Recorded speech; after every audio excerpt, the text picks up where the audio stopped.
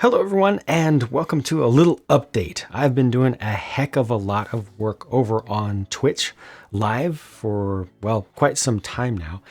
And I've been doing a lot of stuff that's related to this channel, or that should be related to this channel in terms of custom stuff, including finishing my police station, which is now in the city, and doing live tours of the city as it exists right now, and working on additional custom stuff more recently. And I've done a terrible job of sharing that with you here on YouTube because it's so much work and I've been putting so much time. I've done over 170 hours of live streaming on Twitch publicly to hundreds of people each day over the past 4 weeks alone.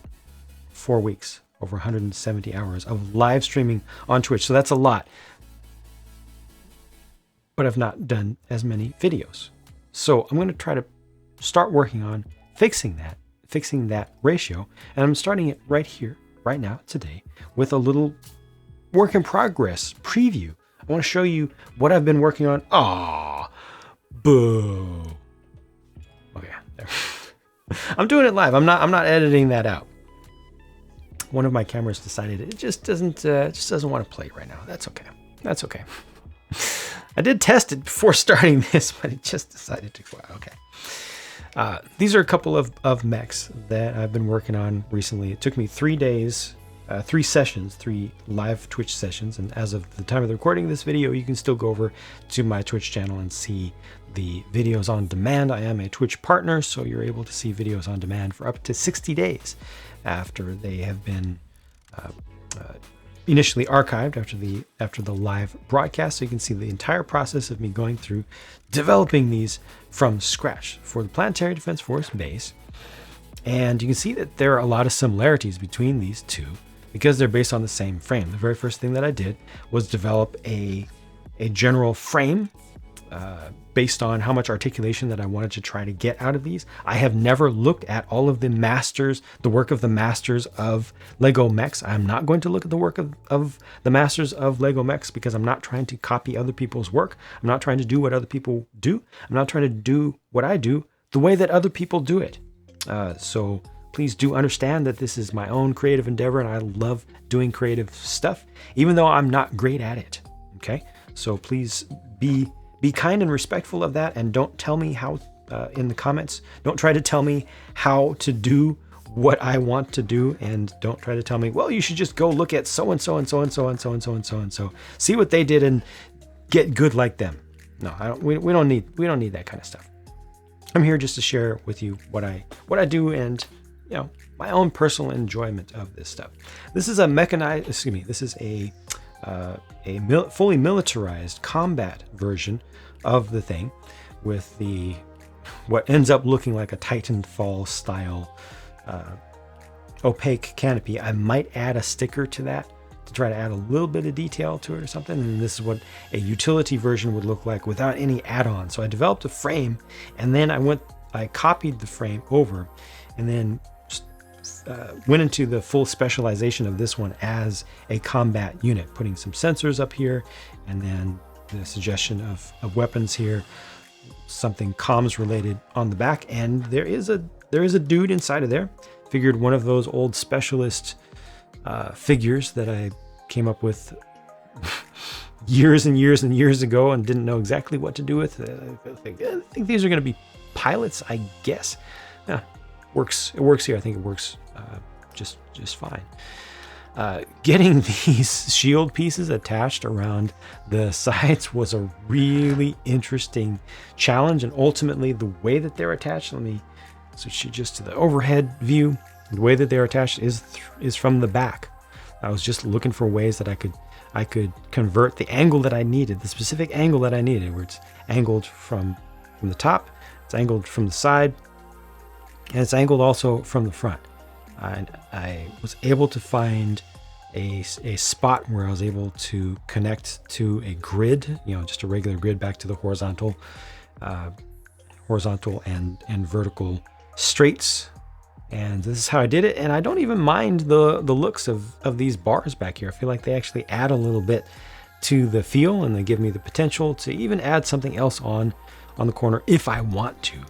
But those were really important after I chose this canopy piece, this style of canopy piece, which I got a handful of in a Bricks and Pieces order not too long ago, with the most recent color that's presently only available in the Ninjago Ultra Combo Mech, which is a set that I, of course, reviewed over on the review channel, and it is amazing. It is one of the best mechs that LEGO has ever made, if not the best mech that LEGO has ever made as a toy, in my personal opinion. Even better than the Voltron set, even though the Voltron set is bigger.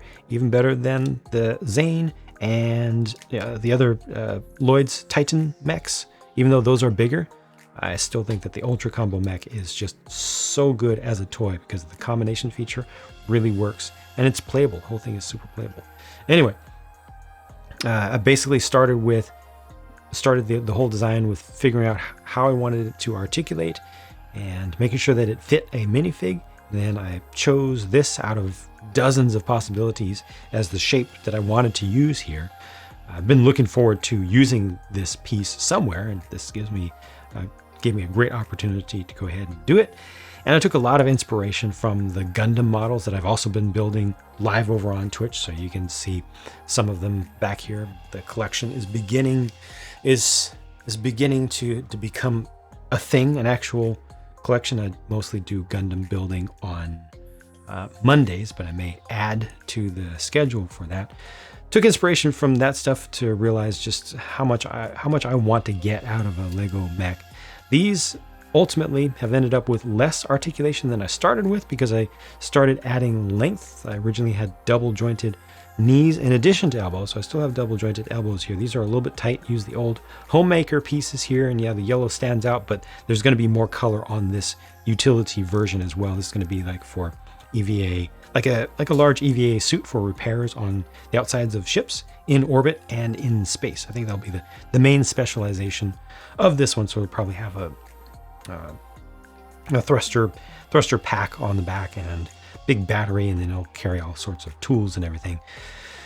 A lot of this does not look optimal, but just again, please respect my creative space and my right to do things my way, including even if they're terrible.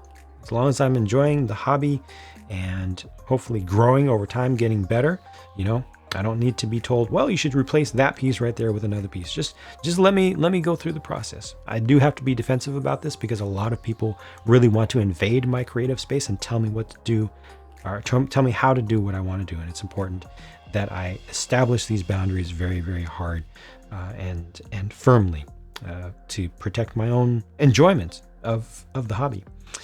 Okay, for shoulders. Oh yeah, okay, well, you can see that there is torso articulation because I did use the Mixel's ball joint there, so you can move this back and forth a little bit. You can rotate all around pretty much 360 degrees. There's a little bit of limitation in that, but that can be made a little bit better, and forward and back is also available there, just again through the Mixel's ball joint down in the waist, and there's not too much of a gap in there, a little bit of a gap. But shoulders are on ball joints, and I think they're oriented properly, and then I wanted to be able to articulate the hand and the arm across the chest, and thus I did include in here a double joint mechanism, for a very, very small double joint mechanism for the elbow. It doesn't look the best in every single orientation, but I mean, it allows me to do more than that. I can bring this here, and I can rotate this around. If I shift this like so, can get it to reach across. Now, this is not as playable as an official Lego set made for kids 6 and up, and that's fine because this is not made for young kids. This is made just for me, and I did definitely focus on just making it the way that I want to. Again, I went through many iterations with every single thing that you see here. I went through many iterations, and this is just where I happened to end up comfort-wise. Oh yeah, toes, the last thing that I did. I wanted the feet to be able to articulate as well, so there's a little bit of ability for a suggestion of toes to fold up there. Just gives it a little bit more that it can do. It's not the best looking thing, it's simplified, but I'm kind of happy with it. So I'm gonna stick with it, and this definitely has enough strength in the joints that are here for it to be able to stand on one foot. Shouldn't be too difficult to get it into a single foot pose, and I could also hopefully get it into what looks like a running pose without doing too much. I'm doing it live. Again, I'm not going to edit this. That's a terrible running pose, but you know what? I'll take it. It's silly, but just, making the point that this is intended to be able to articulate in some interesting ways. And yeah, it is not a masterpiece, and there are plenty of folks out there who work on tiny Lego mechs every single day and are 1,000 times better than this. But for my very first time making a Lego mech from scratch, I don't think I can be unhappy about this. So now that I have this right here is intended to be the new template. After I did all the specializations for the combat form over here, the initial combat form here, I had to make some adaptations to the basic underlying frame.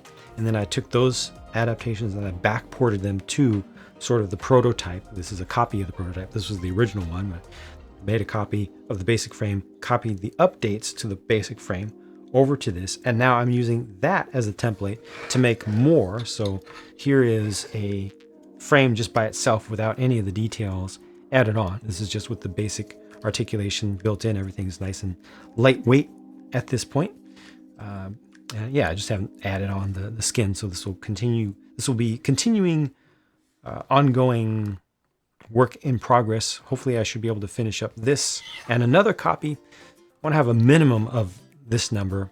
I might do one more depending upon part availability, because some parts I only have a limited number of in a specific color that I want for a specific build. It's easy to do stuff in gray with Mixel's ball joints, but still, like the hand pieces, you can already see that there are differences in colors between some of the hand pieces. I'm running low on some parts, and I will figure that out and make everything exactly how I want. Please be sure not to go down to the comment section ever on any of my videos and say, "Hey Jang, at a certain second in the video, your custom build that you've spent dozens of hours on has one piece that's swapped out." That's just annoying.